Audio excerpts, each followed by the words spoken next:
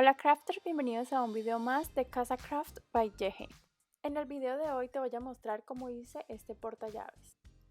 Para eso utilicé de estos palitos de hacer paletas de los del tamaño regular y silicona caliente. Lo primero que hice fue hacer la forma de esta casita utilizando 4 paletas y después de que ya tenía la forma lo que hice fue ponerle silicona caliente.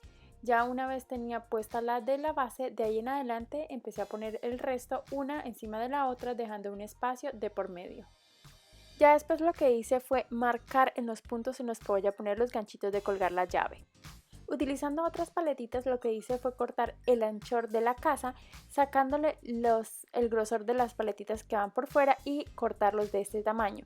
Esto los puse en medio de los palitos que van en la parte inferior donde vamos a poner los ganchitos, ya que estos palitos se tienden a quebrar muy fácil, entonces esto le da refuerzo a la hora de ponerle estos ganchitos y así también aguantan más peso. Para ponerle estos ganchitos me ayudé con uno de estos como tachecitos para hacerle el huequito al palito y luego empecé a meterle este ganchito enroscándolo con mucho cuidado.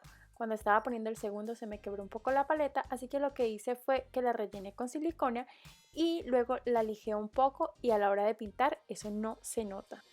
Ahora utilizando de este papel o cartulina que tiene como el copor en centro, lo que voy a hacer es sacar el molde de la casita. Yo lo hice sacando el molde de la parte de adentro de la casita y para cortarlo le dejé como 1 centímetro extra para que a la hora de ponerle la silicona no me vaya a quedar muy pequeño para pegarlo por la parte de atrás.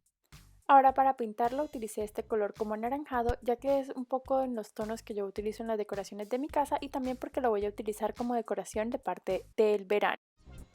Una vez ya la pintura se secó, lo que hice fue ponerle silicona caliente por la parte de atrás y ponerle el cartoncito que había cortado previamente. Luego, utilizando una de estas piticas, dándole un estilo rústico, le hice un nudito para poderlo colgar y lo pegué con silicona caliente. Para decorar la parte de adentro de la casita utilicé estos stickers que venden en el Dollar Tree y una de estas ramitas que ya tenía aquí en casa. Y así ha quedado este portallaves. A mí la verdad me encantó, espero que a ti también. Y no siendo más, te deseo que tengas un lindo día y nos vemos en el próximo video.